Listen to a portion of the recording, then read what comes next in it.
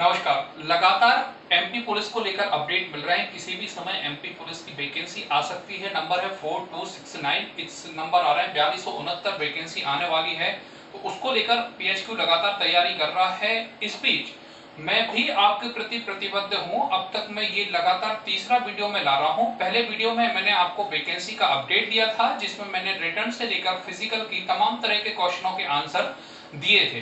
यदि आपने वह वीडियो नहीं देखा हो तो डिस्क्रिप्शन में मैं लिंक छोड़ दे रहा हूं, तो उस वीडियो को भी आप जरूर देखें। दूसरे वीडियो में भी मैंने काफी इंपॉर्टेंट टारगेट किया था, जो कि थी एक तरह की लक्ष्मण रेखा, कि एटलीस्ट आपको कितने नंबर चाहिए होते हैं जिस समय आप ये कह सकते हैं कि अब हम सेफ जोन में हैं, अब हमारा हो गया है। तो उसको भी काफी डिटेल किया है।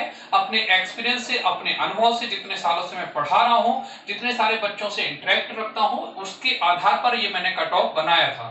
तो दोनों वीडियो आप देखो, आपसे उसके रणनीति पर आपका प्रभाव पड़ेगा।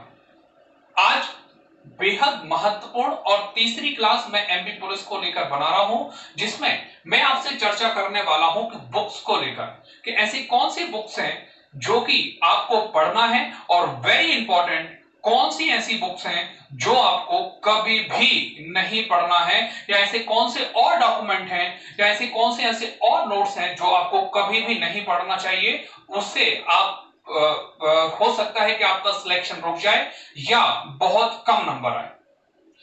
तो शुरू करते हैं।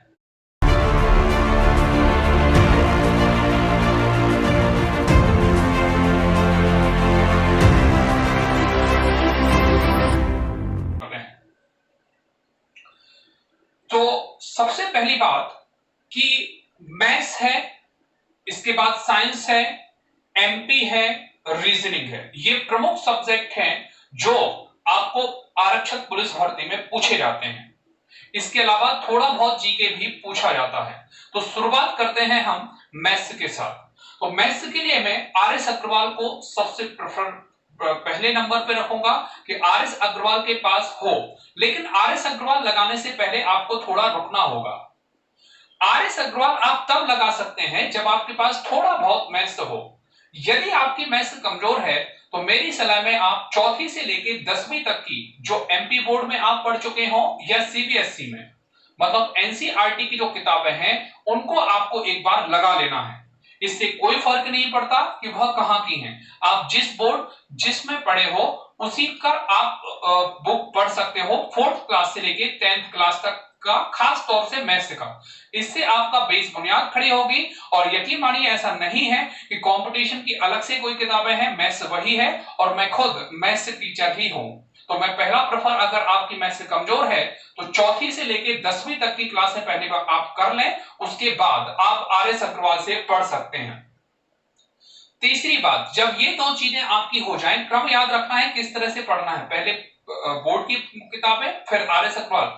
जब ये तीनों चीजें हो जाएं तो तीसरी चीज पर आपको आना है, जिसका नाम है प्रीवियस ईयर पेपर। ये काफी महत्वपूर्ण होते हैं। मैथ्स के प्रीवियस ईयर के पेपर देखें, या ओवरऑल भी प्रीवियस ईयर पेपर मिलते हैं, कई सारे पब्लिकेशन इसके लिए निकालते हैं। तो आप बाजार में जाएंगे तो आपको प्रीवियस ईयर के पेपर मिल जाएंगे, पर्टिकुलर एक ईयर के भी आपको मिल जाएंगे। कम से कम 2017 के प्रीवियस पेपर तो आप लगा ही लें फाइनल सिलेक्शन के लिए। दूसरा विषय है रीजनिंग। रीजनिंग आरक्षक पुलिस भर्ती के लिए सबसे महत्वपूर्ण टॉपिक होता है। इसमें यह लगभग 30 से 40% का नंबर का वेटेज रखती है। तो रीजनिंग को आपको लाइटली नहीं लेना है। तो रीजनिंग के लिए मैं लूसेंट और आर एस अग्रवाल की एस चंद्रा करके बुक आती है। लूसेंट काफी फेमस बुक है, लेकिन मैं आपको R S Agarwal S Chandra की बोल रहा हूं। उसका कारण यह है कि R S Agarwal S Chandra ने लगभग 42 चैप्टर या उससे ज्यादा चैप्टर, सबसे ज्यादा चैप्टर लूसेंट ने कवर किए हैं रीजनिंग के। छोटे छोटे चैप्टरों को भी कवर किया है। कई बार बड़ी किताबें होती हैं लेकिन चैप्टर छूट जाते हैं। और व्यापम की तैयारी के लिए आपको ये बात गांठ बांध लेना है कि व्यापम का पेपर सरल होता है, लेकिन टॉपिक फिक्स नहीं होते। टॉपिक, किसी भी टॉपिक से कुछ भी चीज पूछ सकता है। इसके अलावा इन दोनों सब्जेक्टों के लिए अलग से हम क्लास लाने की भी कोशिश कर रहे हैं। अगर आप चाहते हैं कि क्लासें आए तो नीचे कमेंट बॉक्स में जरूर लिखिए, अगर आपकी इच्छा हो तो। आगे बात करते हैं। इसके अलावा अगर आप रीजनिंग की भी तैयारी करते हैं तो फिर से मेरा यही कहना है कि आप प्रीवियस ईयर के पेपर भी जरूर देखें, क्योंकि वो काफी इंपॉर्टेंट हो सकते हैं आपके लिए। अगली बात बढ़ते हैं, अगली बात है साइंस, विज्ञान। विज्ञान के लिए कौन सी किताब पढ़े? तो विज्ञान के लिए स्पीडी जो रेलवे वाली होती है और लूसेंट जो जीके की होती है, काफी फेमस बुक है। लेकिन मैं यहां पर आपसे फिर से हम्बल रिक्वेस्ट करना चाहूंगा कि विज्ञान आप एक बार 6वीं से लेकर 10वीं तक जरूर पढ़ लें, जो किताबों से आपने पढ़ा है। और ये बहुत अच्छा समय है, जुलाई चल रहा है, इस समय मार्केट में आपको बुक्स आसानी से मिल जाएंगी, खास तौर से मैथ्स और दूसरा विषय है विज्ञान के लिए। तो आप 6वीं से लेकर 10वीं तक की विज्ञान एक बार जरूर लगा लें, ज्यादातर क्वेश्चन आपको वहां से मिल जाएंगे और एक बेस आपका तैयार हो जाएगा कि एटलीस्ट पढ़ाई करें तो शुरुआत कहां से करें। आगे बढ़ते हैं, अगला विषय है एमपी, मध्य प्रदेश। यह काफी बड़ा टर्निंग पॉइंट होता है और इसमें मैप बनाना सबसे इंपॉर्टेंट होता है। तो यदि आप चाहते हैं कि आपको मैप सीखना है तो नीचे कमेंट बॉक्स में लिखें, मैं पूरी कोशिश करूंगा कि आपको इस YouTube के माध्यम से मैप सिखा दूं कि एटलीस्ट कौन सा जिला, कौन सा संभाग कहां पर है। जब आप वो चीज क्लियर कर लेंगे तो आपको एमपी पढ़ने में सहूलियत होगी, क्योंकि एमपी आप 10वीं तक की पढ़ाई से नहीं सीख सकते। तो एमपी के लिए मैप काफी इंपॉर्टेंट होगा। और मैप जब आपके पास हो जाए तो पुणेकर का वन लाइनर आता है या टाटा मैकग्रा की भी बुक आती है, पहले आपको पुणेकर का वन लाइनर पढ़ लेना है, उससे काफी हद तक जो मध्य प्रदेश है वह कवर हो जाएगा। अब एक गोल्डन लाइन में आपसे बोल रहा हूं, उसको कान खोल के सुनना। बहुत सारी किताबों को पढ़ने से अच्छा है एक किताब को बार बार पढ़ना। इसको आप दिमाग में लिख लो जो मैं बोलने वाला हूं।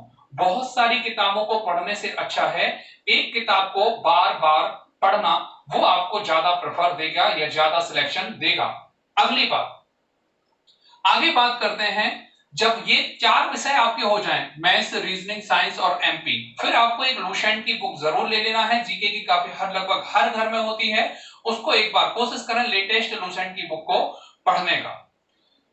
चलिए तो आगे बढ़ते हैं, आगे शुरू करते हैं कि आखिर कौन सी किताबें आपको नहीं पढ़नी। किताबें कौन सी पढ़नी है ये हम देख चुके हैं, अब सवाल उठता है क्या नहीं पढ़ना है।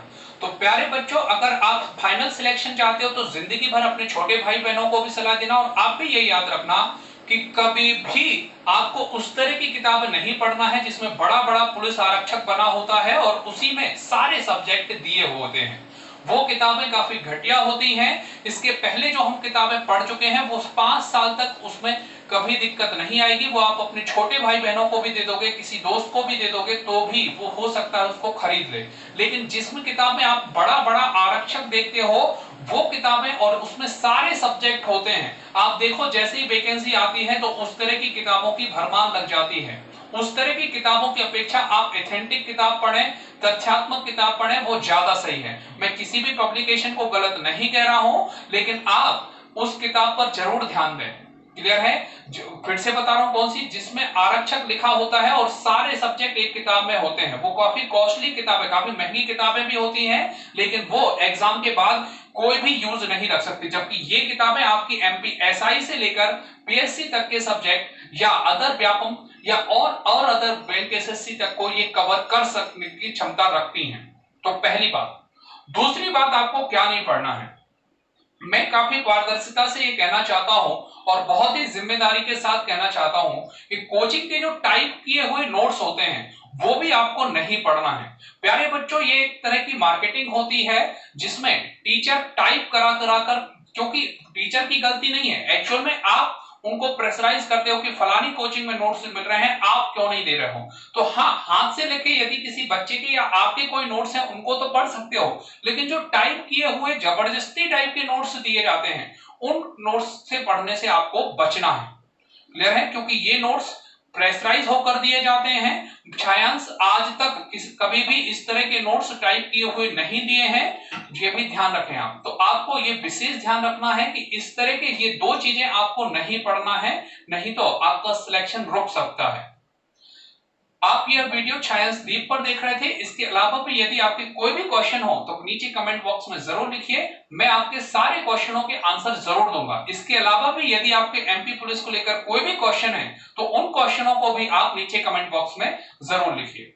नमस्कार।